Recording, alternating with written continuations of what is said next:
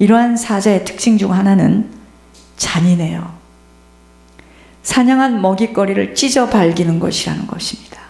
그게 사자의 특징인데, 하나님께서 이렇게 선포하시면서 명령하신 이 진노가 그대로 이루어져서 어떤 일이 벌어졌느냐. 북이스라엘은, 에브라임 족속들은 아수르에게 먹혀요. 그리고 남유다, 그죠? 유다 족속은 바벨론에게 짓밟히고 찢깁니다. 그게 징계예요. 대부분의 백성들이 먼 이방 나라로 포로되어서 끌려가는 것을 성경에서 확인합니다. 그것이 하나님의 진노입니다. 우리가 알 것은 이와 같이 하나님의 진노는 사자에게 노략당한 것처럼 잔혹하고도 또한 누구나 알 수 있을 정도로 분명해요. 그리고 신속하게 나타날 수 있다는 것입니다. 예루살렘이 왜 무참히 로마군에게 파괴당하고 무너진 것이었을까요? 하나님의 진노입니다. 이런 일들을 보면서 우리들에게 주는 교훈을 겸손히 귀를 기울이고 들을 수 있어야 합니다. 하나님은 지금도요, 동일하게 역사하고 계시는 분이세요. 실로암에서 망대가 무너져 치어 죽은 18명이 예루살렘에 거한 모든 사람보다 죄가 더 있는 줄 아느냐? 너희에게 이르노니 아니라. 너희도 만일 회개치 않으면 다 이와 같이 망하리라고 하신 말씀을 기억해야 합니다. 우리들의 마음이요, 돌이키지 못하고 계속 강팍하여져서 어떤 권고도 듣기를 원하지 않고 계속해서 하나님이 원하시지 않은 길에서 떠나지 못한다면 하나님의 어떠한 진노가 우리에게 닥칠지 모르기에 하루하루를 조심조심 자신의 행위를 달아보면서 살아가야 하는 우리들이에요. 지금 남 걱정할 일이 아닙니다, 사실은. 호세아서 15절엔 그랬습니다. 그들이 그 죄를 뉘우치고 내 얼굴을 구하기까지 내가 내 곳으로 돌아가리라. 그들이 고난받을 때 나를 간절히 구하리라. 이게 무슨 말이에요? 여기서 무엇을 보죠? 이것은요, 이스라엘이 계속해서 범죄하자 하나님이 저들을 외면하셔서 더 이상은 관여하지 않겠다는 거예요. 여러분, 이건 무서운 이야기입니다. 앞에서는 좀을 먹게 하거나 사자를 보내는 것과 같은 진노가 있다고 하셨는데, 이거보다 더 엄청난 진노는 뭔지 아세요? 이스라엘이 계속해서 그렇게 사자를 보내서 해줘도 더 깨닫지를 못하는 그들에게 하나님은 외면해서 더 이상은 상관하지 않겠다는 거예요. 이것처럼 무서운 진노가 없어요.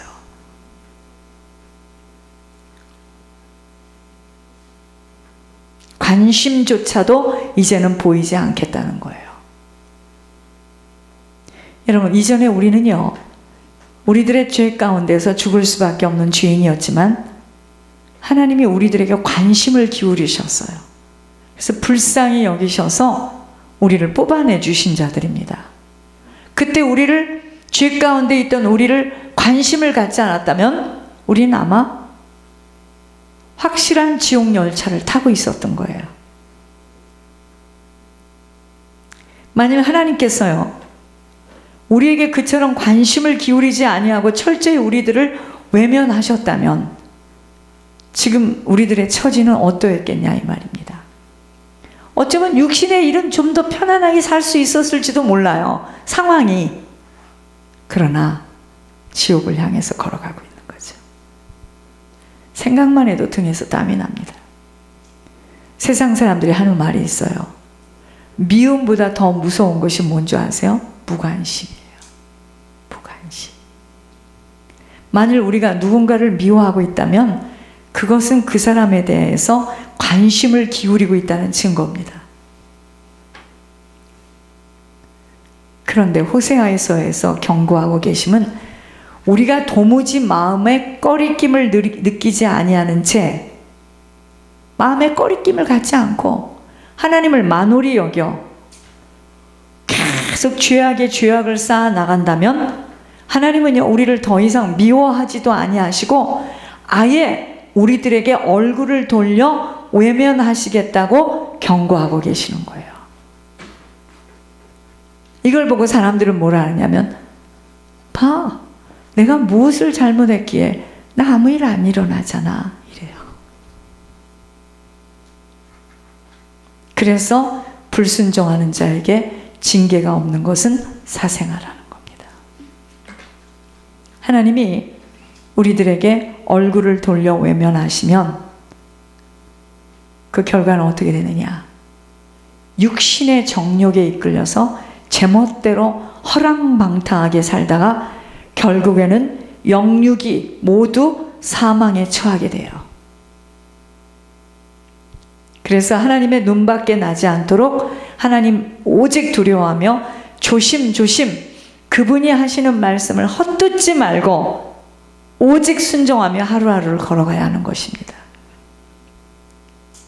우리 짧은 인생길에서도 경험해보아 알 수 있듯이 누군가에 대한 사랑이 지극하고 기대가 크면 클수록 만일 그 사람으로부터 배신을 당했다면 그에 비례하여 실망도 크고 노여움도 큰 것이 사실이에요. 더욱이 하나님께서는 나 같은 죄인을 살리시려 하나밖에 없는 아들을 십자가에서 죽음의 자리에까지 내어주셨습니다. 그렇게까지 하여 죄인인 우리들을 주님의 자녀로 삼아주셨는데 그 은혜를 저버리고 계속해서 하나님의 마음을 아프게 하는 사단의 손짓에 따라 다니는 범죄 속에서 빠져나오지 못할 때 진노가 크고 혹독할 수밖에 없다는 것입니다.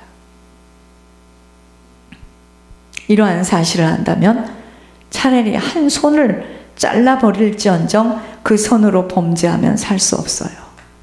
마태복음 5장 30절에 또한 만일 내 오른손이 너로 실족하게 하거든 빼어내버리라. 내 백체 중 하나가 없어지고 온몸이 지옥에 던져지지 않는 것이 유익하며 라고 말씀하심이 죄가 이토록 무섭다는 겁니다. 하나님의 성품은요, 사랑과 공의예요.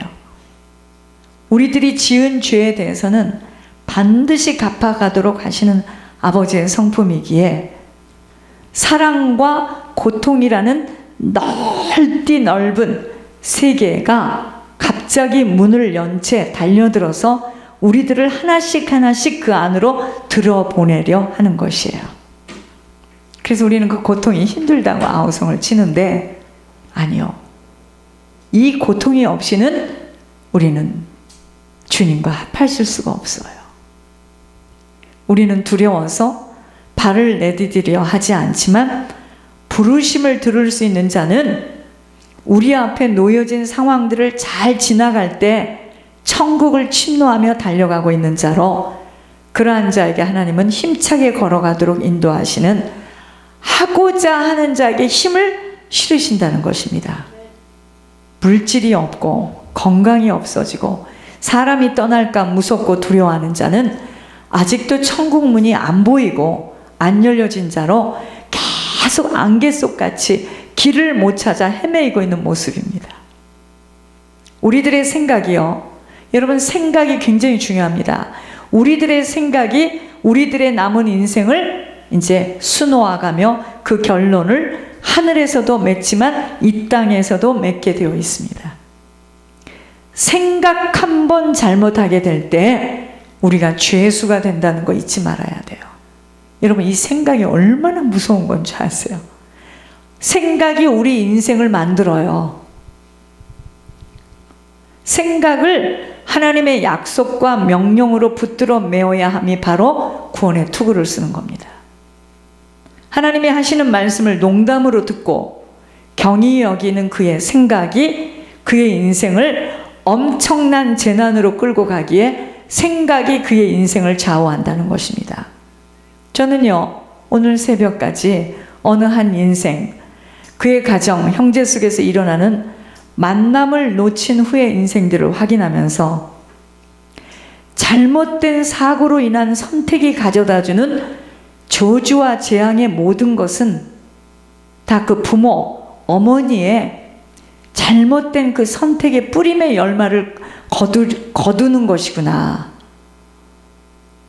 아무리 육의 꽃들을 세워놓아도 혼돈과 혼란 속에서 길을 놓치게 되었을 때 인생의 모든 시간들이 두루박주를 잡은 자의 색깔로 딸려감을 보게 하셨습니다. 이게 무슨 말이냐면 두 할머니들은 굉장히 어려울 거예요.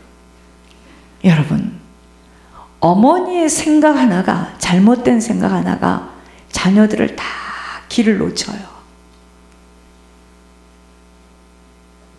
참, 이 정말 우리 인생은 누군가에 의해서 태어났지만 하나님께서 나를 이 땅에 내보낼 때 부모를 줬지만 부모 잘 만난 인생은 정말 어긋난 인생으로 갈 수밖에 없어요. 내가 3시까지 그걸 이렇게 들으면서 하나님 듣게 하신 이유가 있었습니다. 큰 메시지를 잡았네요, 제가. 보세요. 왜 예전에 한국의 윗조상들이요, 여자는 두루박의 인생이라고 하셨는 줄을 깊게 확인하면서 욕심과 교만으로 오는 잘못된 판단 속의 오만함 때문에 가장 아닌 것, 썩은 것을 쥐어야 하는 원리를 확인하게 하셨어요.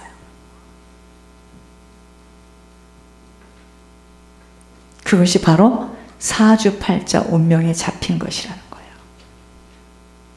점장이가 하는 말을 듣고 자녀를 그대로 사단에게 내어주는 어머니의 무지함이 얼마나 인생 전체를 고통으로 끌고 가는 것을 보면서 부모가 얼마나 중요하다는 것을 깊게 확인시키며, 무슨 이야기를 들어도 모두 다 저는 하나님의 메시지로만 들려졌습니다. 여러분, 욕심이 잉태한 즉 죄를 낳고 죄가 장성한 즉 사망으로 끌고 간다는 말씀은 모든 사람에게 다 적용되는 말씀이에요. 사람이 생명으로 이끌림을 받는 하나님 앞에 서지 못하는 인생들은, 잘 들으시기 바랍니다, 예외 없이 사주팔자 운명에 다 걸려들어요. 생명으로 이끌림을 받는 하나님 앞에 서지 못하는 인생은 그 누구도 예외 없이 사주팔자 운명에 걸려들어가 귀신이 장악하는 선생님의 한마디에 또는 사단이 쓰고 있는 점장의 그 권면이 그들에게 사상으로 붙들려서 그 누구하고도 뿌리 내리지 못하고 이상하게도 그 누구처럼 단순한 삶을 살아질 수 없음이 바로 사주팔자 운명에 걸려 들어간 것입니다. 귀신에게 잡힌 자들이 하는 그 한마디가 심지에 박혀서, 우리 딸의 남편, 내 사윗감은 한국에 있지 않고 미국에 있다라는 그 귀신이 한 말, 점장이가 한 말, 그 한마디 때문에 좋은 것을 다 놓치고 썩은 걸 딱 집게 만들어요. 기가 막히죠.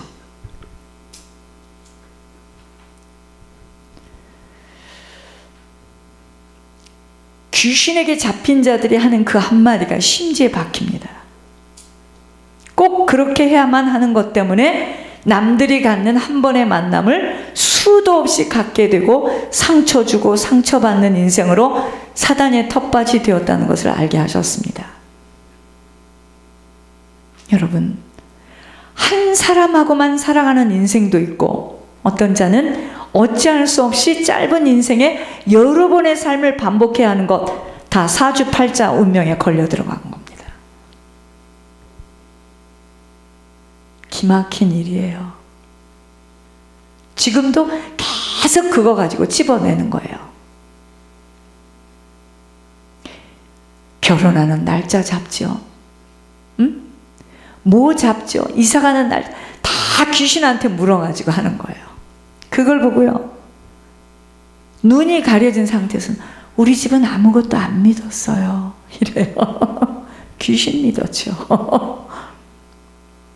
우리는 무교예요. 여러분, 그 집이 가장 귀신을 세게 믿은 집입니다. 그래서 지금도 한국에 보면은요, 전속 무당들이 다 있어요. 장사하는 사람들. 알쩔 없습니다.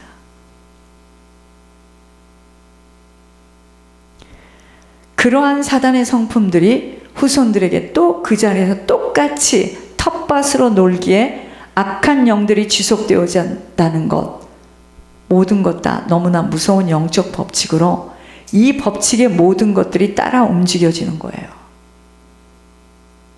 각 개인, 가정, 가문, 하나님 모르고 또 얄팍하게 알아간 하나님에 대한 오해로 하나님의 뜻과는 무관하게 자신들의 멋대로 발걸음을 떼게 되었을 때 그 가혹함의 징계는 무서워요. 저는 정말 너무 고민스럽습니다. 차라리 오지 말지, 여기를. 왔다가 순종하지 못하고 간 저 발걸음에 대해서 하나님이 하시는 말씀은 너무 무서워요. 그런데 여러분들도 느끼서 아시겠지만 내 귀와 내 눈과 내 마음을 사단이가 잡고 있는 한은 안 들려요. 그 소리가 절대로 안 들립니다. 전 정말 고민이거든요. 무섭게 말씀하시니까. 우리 앞에 놓여있는 환경, 사람, 자신의 처지를 보고 아직도 무서워하고 안타까워한다면 눈이 열리지 못한 상태예요. 세상 눈은 활짝 열렸는지 모르지만 영의 눈이 안 열려서 무서워할 것을 무서워하지 못하고 사단에게 지속적으로 돌 가지고 떡 만들라는 경고 속에 두려워하는 겁니다. 하나님은요, 하나님 입에서 나오는 말씀은 절대로 변하지 않고 그대로 이루어진다는 경고를 끊임없이 하시면서 내게 내 힘으로는 살 수 없으니 내게로 돌아오라고 안타까워하십니다. 하나님을 믿는 신앙생활까지도 내 주관, 내 지식, 내가 배운 경험의 틀 속에서 의심하고 신뢰하지 못하게 하는 나 중심적이고 이기적인 사고로 나를 끌고 가는 사단의 미혹 속에서 안개 속 같은 인생을 살고 있어 주인 자리에 딱 앉아서 하나님을 시험하고 있는 내 모습을 봐야 합니다.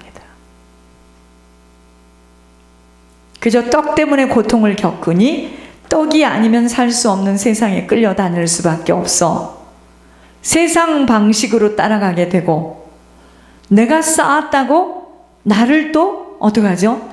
자랑하잖아요. 자랑할 수밖에 없다는 것으로 철저하게 사단이가 시키는 대로 하라고 무릎을 꿇으라는 것이 그게 뭔지 아세요? 먼저 그 나라와 그 의를 못 구하게 하는 거예요. 그것이 사단에게 무릎 꿇는 겁니다. 먼저 그의 나라와 그 의를 못 구하고 구하지 못하도록 내게 있는 것부터 막고 내 것을 먼저 챙기라는 거예요. 사단이가 자꾸만. 그런데 오늘 예배 속에서 하나님의 말씀은 그렇게 너희가 사단을 따라 사는 만큼은 나 주님에게 불순종할 수밖에 없어. 그것에 대한 것들을 철저히 보응으로 치르게 하는 나 예수라는 것을 알라 하시는 것입니다. 보응하시는 하나님이시기에 선을 위하여 곧 아버지의 뜻을 위해 살려면 참아내야 하는 과정이 필요합니다. 견뎌내야 합니다. 인내해야 하는 것입니다. 오직 아버지께만 영광을 올리고 아버지만 드러내야 하는 인생으로 썩지 않는 천국만을 구하는 자에게는 영원한 생명이 있는 곳으로 데려가시지만 당을 지어 그게 뭐죠? 곧 교리로 다수제로 전통으로 하나님께 불순종하며 제멋대로 판단하고 분석하며 오해하고 살아가는 자에게는 반드시 진노와 분노로 갚으시겠다는 거예요. 지금 물질이 있음과 없음이 문제가 아니에요. 육신의 부족함 때문에 오는 어려움들이 아니에요. 우리에게 지금 참을 수 있는 인내가 필요합니다. 그런데 이 인내는 확신과 신뢰 속에서 이룰 수 있는 소망의 힘이지 하나님의 말씀을 믿을 수 없는 불신앙 속에서는 불순종할 수밖에 없습니다. 하나님이 지금 우리에게 매주 들려주는 말씀이 하나님 말씀으로 믿겨지지 않는데 내가 어떻게 그대로 행하죠? 안 믿어져요. 그것이 하나님이라고 믿혀지지가 않기 때문에 못 참아내는 거예요. 뛰쳐나가고 참아내지를 못하는 겁니다.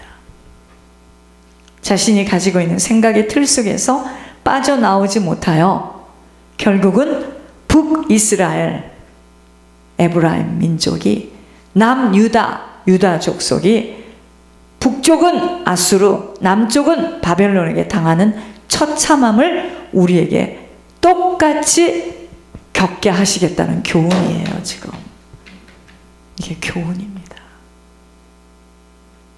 너희들도 그렇게 옛 이스라엘 백성들이 그렇게 하나님 뜻대로 살지 못하고 자기 멋대로 자기 소견대로 자기 육신의 정욕대로 살게 되면 이렇게 겪는 것처럼 너희들도 예외가 아니다. 지금 그 말입니다.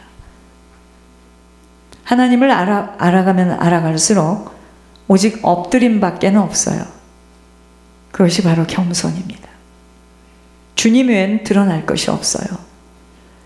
아무것도 자랑할 수 없고 그냥 있는 대로 그대로 순종하며 벌벌 떨고 있는 자에게는 하나님은 계속 축복의 약속 속에 그를 신임하시며 주님의 마음에 합하게 행하고 있다는 내용들을 내가 들으면서 하나님이 보시는 것과 사람이 보는 것은 반이하구나. 배운 것과도 전혀 상관이 없다. 환경, 집안이 좋은 것 전혀 상관없다. 놀랐습니다, 제가. 하나님의 생각은 사람의 생각과 전혀 달라요. 정말 하나님에 대하여 바로 깨닫고 알지 못하면 이처럼 어리석음과 고통에